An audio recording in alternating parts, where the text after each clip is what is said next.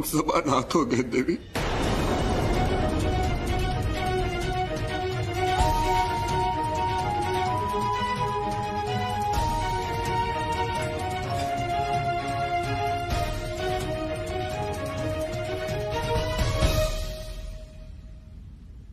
देवी, कौन आया है? नंदी जी, पुष्पनंद जी, शिवगण, आप सब यहां? स्वागत है आपका।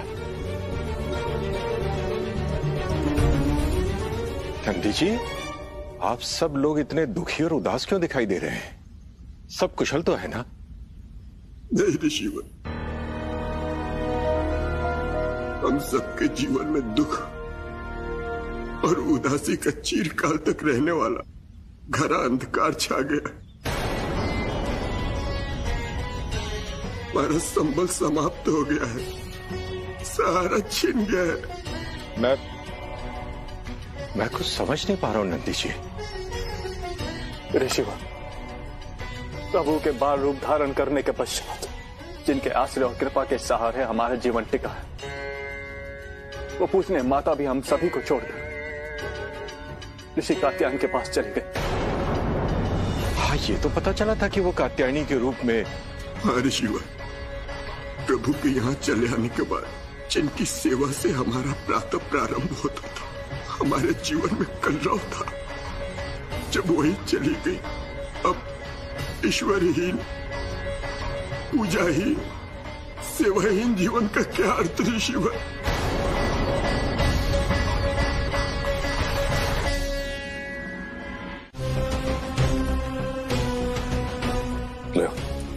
जिनकी बात कर रहे थे वो लोग आ गए। वृषभासुर, कहो क्या उपहार चाहिए?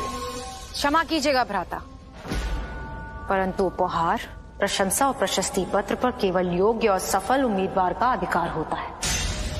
अजामुखी, क्या आशा है तुम्हारा? यही कि वृषभासुर असफल होकर लौटा है।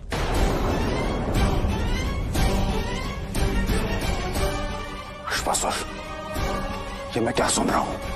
क्षमा करना सुरराज, यदि वो बाल शिव विश्वनाथ। बंद करो अपनी ये बकवास और मुझे ये बताओ कि बाल शिव वहां आया कैसे? वो तो अपनी मां के वचन के बंधन में बंधा हुआ है। तारका, कात्यायनी कोई साधारण बालिका नहीं है, आदि शक्ति का बाल रूप है वो। शिव और शक्ति एक दूसरे के पूरक है। जहां एक होगा वहां दूसरे की उपस्थिति किसी न किसी विध होगी ही। इसीलिए तुझे अपनी सफलता के लिए कोई दूसरी प्रभावी चाल सोचनी होगी। परंतु ऐसी कौन सी चाल चली जाए माता, क्योंकि बाल शिव तो भ्राता की सारी चालें निष्प्रभावी करते जा रहा है। चुप कर जामुखी, अतीत का लाभ बंद कर और भविष्य की ओर ध्यान केंद्रित कर। और जो मैं कह रहा हूं ध्यान से सुन। तुम दोनों को एक साथ संगठित होकर कार्य करना है। एक बाल शिव को उलझाएगा, भटकाएगा, और दूसरा उसी अवधि में उस असहाय, निरीह, चेतनाहीन कात्यायनी को नष्ट करेगा। भ्राता, जैसा आप चाहेंगे वैसा ही होगा।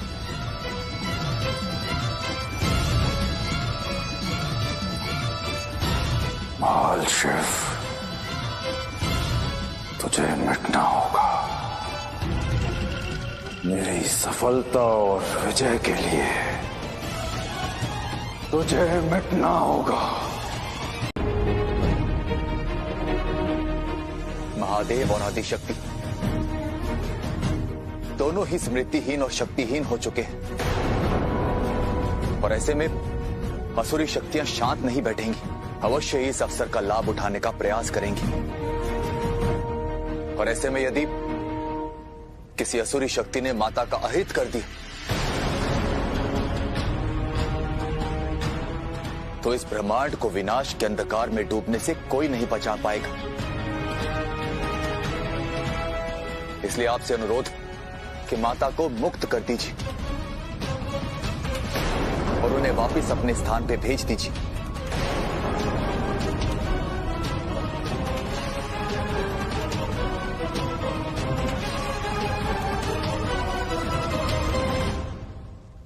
मत भूलिए देवराज, जिस आदि शक्ति पर आसुरी संकट की बात आप कर रहे हैं वो इस ब्रह्मांड की सर्वोच्च शक्ति है, जिन्होंने इस ब्रह्मांड की रचना की है। उस सर्वशक्तिमान पर संकट आने की आशंका जता रहे हैं आप। ऋषिवर, आप शाक्त हैं, इसीलिए ऐसा मानते हैं, जबकि वैष्णव और शिव अपने इष्ट महादेव और नारायण को ही सर्वोच्च सत्ता मानते हैं। और विडंबना तो यह है कि आदि शक्ति और त्रिदेव सबकी स्मृतियां सुप्त हैं, जिसके कारण उनमें और एक साधारण प्राणी में कोई अंतर नहीं रह गया है।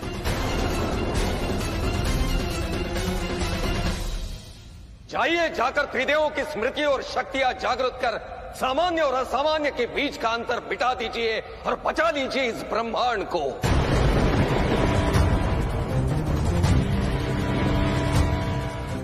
परंतु फिर कभी माता को मुक्त करने या वापस भेजने की बात मत कहिएगा। चले जाइए यहां से।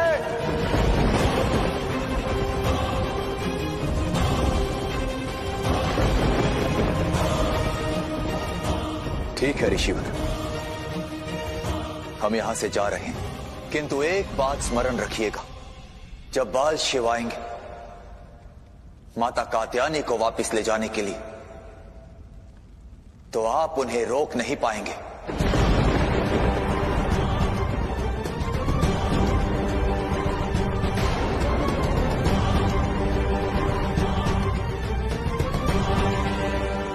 और वो पल शीघ्र आएगा।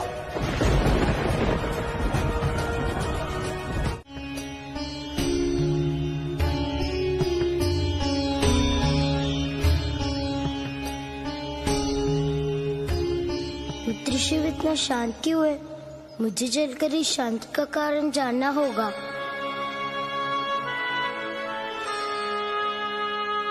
मित्र शिव, बिना ध्यान के किस ध्यान में हो? किसी ध्यान में नहीं मोर। कहो, जब से तुम पुष्प लेकर आए हो बिल्कुल शांत हो।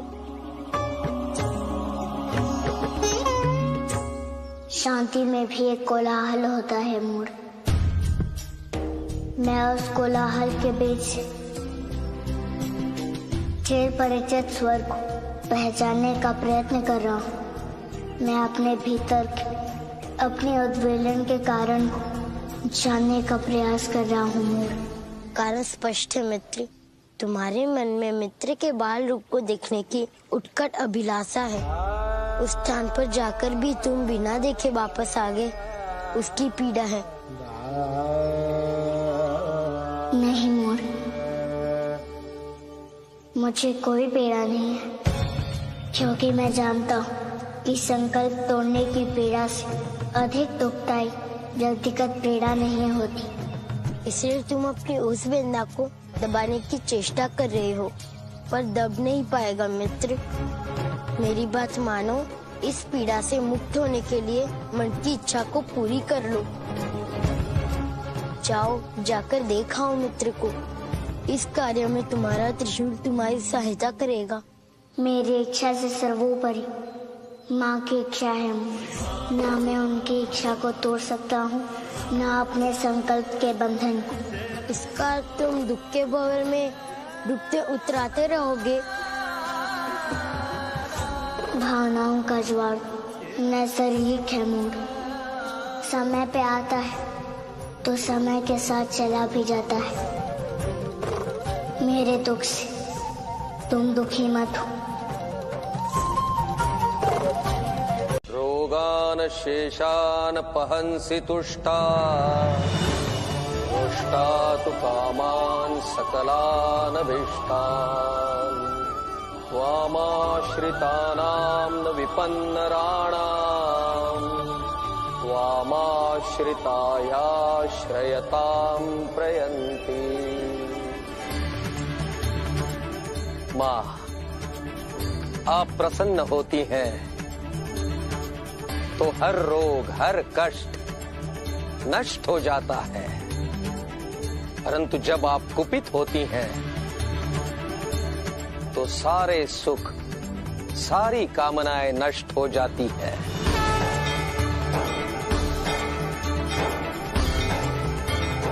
आपकी शरण में आने वाला दूसरों को शरण देने वाला बन जाता है। माँ, इसलिए ये रोगी जो आपकी शरण में आया है, इसका रोग हर लीजिए माँ। माँ, माँ मेरे कष्ट हर लो माँ, मेरे कष्ट हर लो। माता की शरण में आए हो तो कष्ट से मुक्ति तो अवश्य मिलेगी तुम्हें। इस संसार के समस्त प्राणियों के कष्ट हरने के लिए ही तो माता आदि शक्ति ने मेरी पुत्री के रूप में जन्म लिया है इस धरा पर। कल्याण करो माँ। माँ,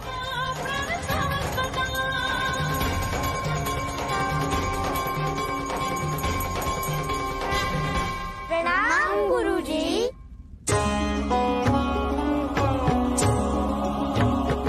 कल्याण मस्तु।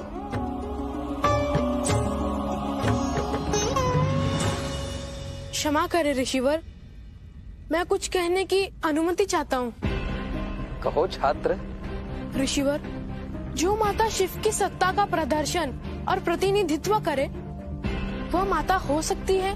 तुम्हारे कहने का तात्पर्य क्या है छात्र? हमारे आश्रम की माता श्रीदय और ऋषिवर की पुत्री कात्यायनी ने तो गले में शिव का रुद्राक्ष धारण किया है। असंभव।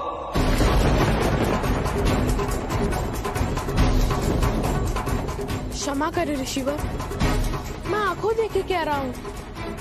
मुझे तो वो कोई मायावी शक्ति लग रही है जो हमारी आस्था को चुनौती देने आई है। बस छात्र बस। मेरी पुत्री साक्षात आदि शक्ति जगदम्बा है, इसलिए मेरी पुत्री कात्यायनी के विषय में बोलने से पहले ठीक सोच विचार लेना।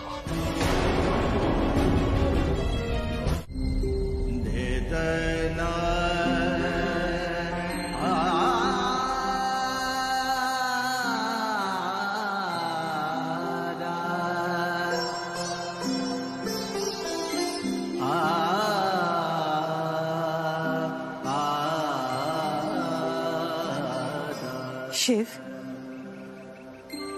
तेरे लिए भोजन लाई हूँ। भोजन करने की इच्छा नहीं है माँ, और जिस कार्य को करने की इच्छा ना हो उसे नहीं करना चाहिए।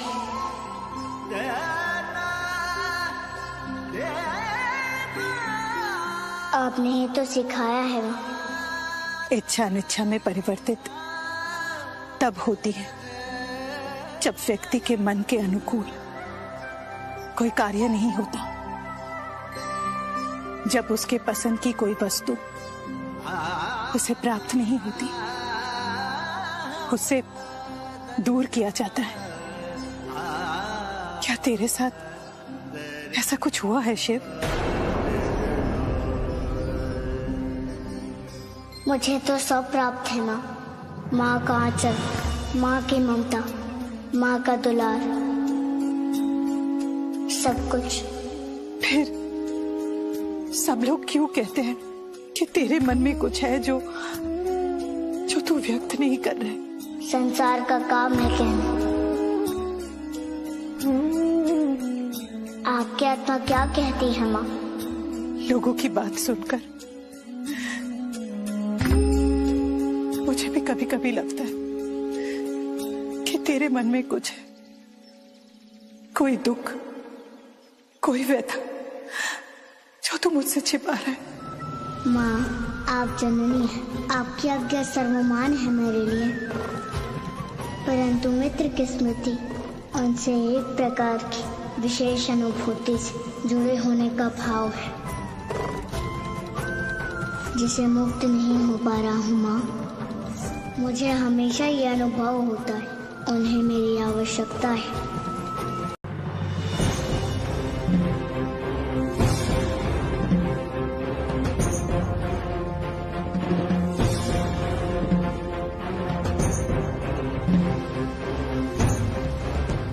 माँ,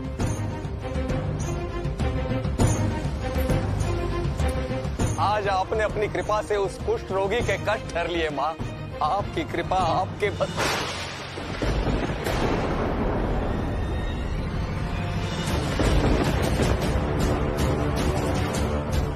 माँ, ये क्या हो गया माँ? माँ, आपके शरीर पर ये क्या हो रहा है माँ? माँ, ये क्या हो रहा है माँ? माँ, ये आपके शरीर पर क्या हो रहा है माँ? माँ, ये क्या हो रहा है आपको? संदीपन, शीघ्रता से कोई वैद्य को लेके आओ।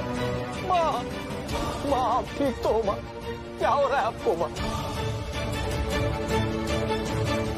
संदीपन, वैद्य जी, मेरी पुत्री को औषधि देके शीघ्रता से स्वस्थ कर दीजिए वैद्य जी।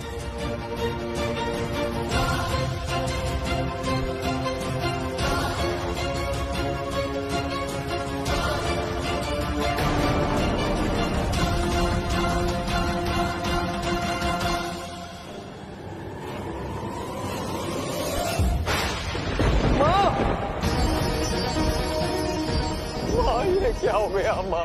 माँ के बोलो माँ, माँ के बोलो। माँ, क्या हो रहा है माँ? आप ठीक तो हो माँ? माँ के बोलो। वैद्य जी, देखिए ना मेरी माँ को क्या हुआ, मेरी माँ को क्या हुआ? माँ के बोलिए माँ, ये क्या हो गया?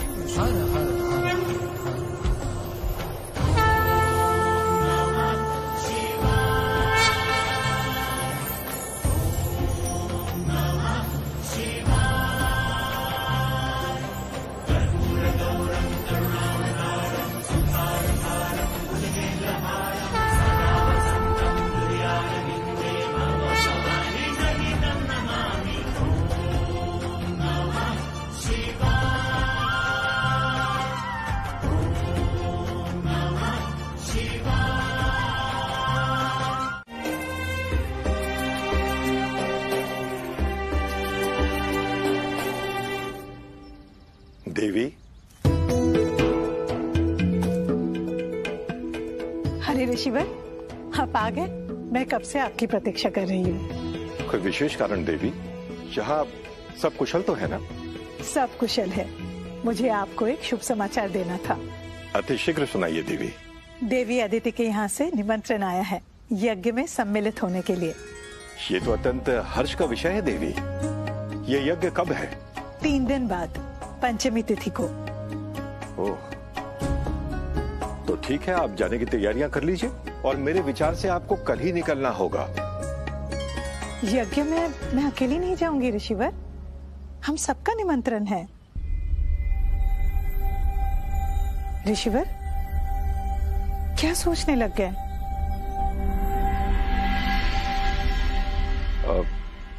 देवी, मैं यही सोच रहा था कि इस यात्रा पर आप अपने बाल शिव को साथ ले जाइए। उन्हें अच्छा लगेगा। एक नए परिवेश में जाकर उसका मन बहल जाएगा। हाँ, परंतु आपका भी तो निमंत्रण है। देवी, परीक्षाएं निकट हैं और यदि ऐसे समय में मैं गुरुकुल से अनुपस्थित रहूंगा तो विद्यार्थियों का अध्ययन प्रभावित हो जाएगा। इसलिए यही उचित होगा देवी कि आप शिव को लेकर इस यात्रा पर अकेली चली जाएं। पिताश्री कहाँ जाने की बात कर रहे हैं माँ?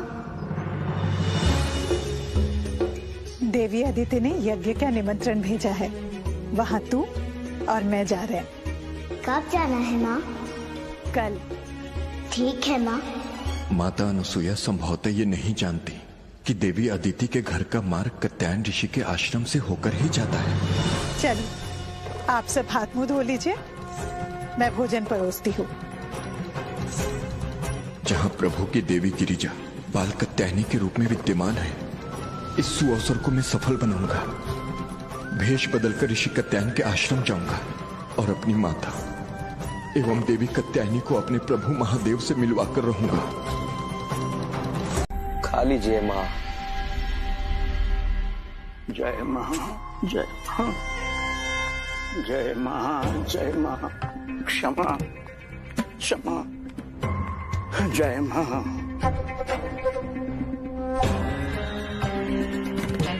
क्षमा माँ, आपकी शरण में आने में बहुत विलंब हो गया मुझसे माँ, परंतु मैं अब सब छोड़कर आपकी शरण में आ गया हूँ माँ। सदा सदा के लिए मैं आ गया हूँ आपकी शरण में माँ।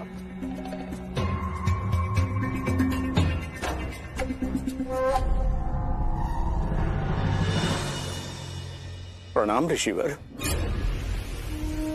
प्रणाम आचार्य। उठिए।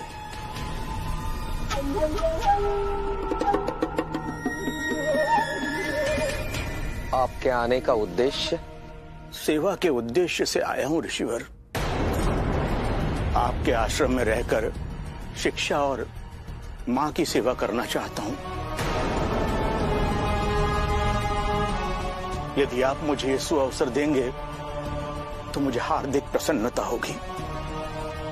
समझूंगा मेरा जीवन सार्थक हो गया। आचार्य, आपके इस पुनीत भाव की मैं सराहना करता हूं। स्वैच्छिक सेवा कार्य से किसी को भी वंचित रखना अधर्म है। आज से आप हमारे आश्रम के शिक्षक हुए। ये मेरा शिष्य संदीपन आपको आपका कार्यभार समझा देगा। आपका बहुत बहुत आभार ऋषिवर।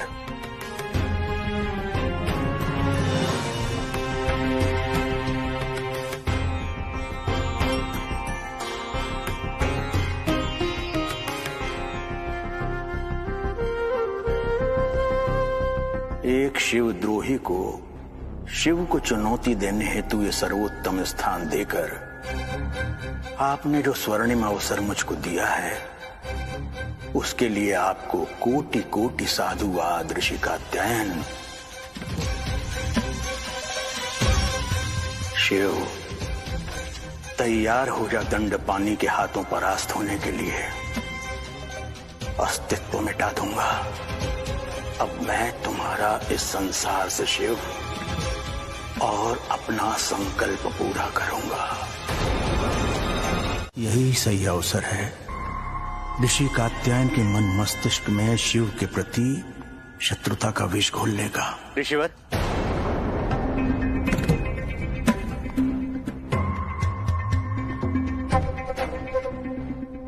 आदिशक्ति दया करें कि मेरा संदेह सत्य न हो। कैसा संदेह? मुझे अधूरी बात और अधूरा कार्य पसंद नहीं है। ऋषिवर, मेरा अनुमान है कि शैव मत वालों ने इस देवी क्षेत्र में अपने बहुसंग के गुप्तचर छोड़ रखे हैं। उनके गुप्तचरों का मेरी पुत्री से क्या संबंध है? गहरा संबंध है ऋषिवर। वो मां कात्यायनी को आपसे दूर करना चाहते हैं। यदि ऐसा है तो उनमें से कोई जीवित नहीं बचेगा आचार्य। रक्षकों, सूचना प्राप्त हुई है कि हमारे देवी क्षेत्र में शैव मत के गुप्तचर फैले हुए हैं। तुरंत जाओ और हमारी मां को ढूंढकर सकुशल हमारे पास ले आओ।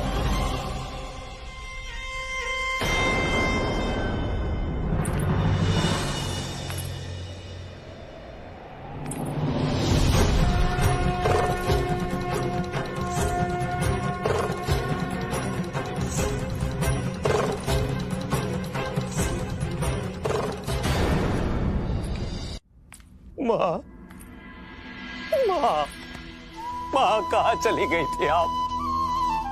बिना बोले बिना कहे कहाँ चली गई थी माँ? माँ ठीक तो है ना माँ?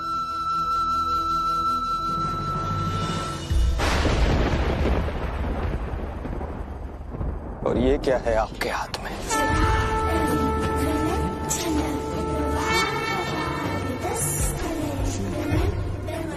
ये पत्थर किसने दिया आपको? माँ बताइए ना माँ, ये किसने दिया है आपको माँ? ना माँ,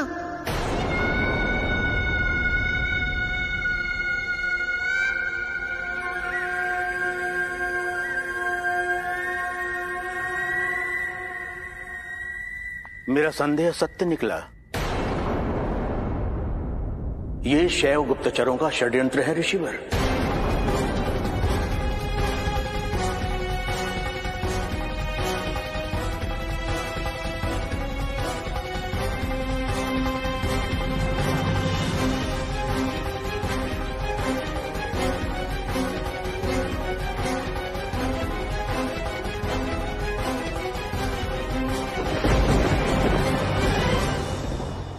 संदीपन, इसे देवी क्षेत्र से बाहर रख दो।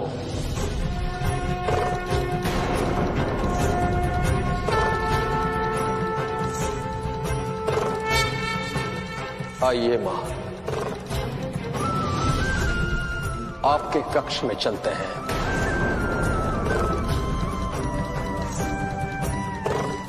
आज के उपरांत आप सदैव मेरी आंखों के सामने ही रहेंगी, कभी इस आश्रम से बाहर नहीं जाएंगी।